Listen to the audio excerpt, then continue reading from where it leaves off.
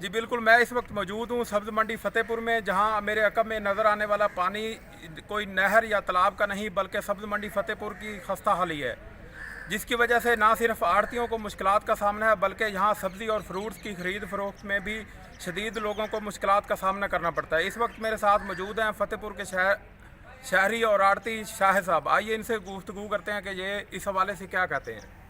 बिस्मिल्लाह। इरफान भाई, आप देख रहे हैं कि हमारी मंडी का हाल बहुत ही ख़राब है। ना तो यहाँ की मुकामी इंतज़ामिया इनका कुछ तदारक करती है, ना ज़िला इंतज़ामिया। हमारी गुजारिश है कि इसका तदारक किया जाए और इसकी सड़कें तब बनाई जाएँ और ये जो यहाँ पर सफाई का आला इंतज़ाम किया जाए। जी बिल्कुल, इनका कहना है कि निकासी आब का निज़ाम ना होने की वजह से बारिश की सूरत में सब्ज़ मंडी तालाब की शक्ल इख्तियार कर जाती है, जिसकी वजह से आड़तियों और शहरियों को शदीद मुश्किलात का सामना करना पड़ता है। कैमरामैन अमजद चौधरी के साथ मोहम्मद इरफान ईवान, रोशन पाकिस्तान टीवी।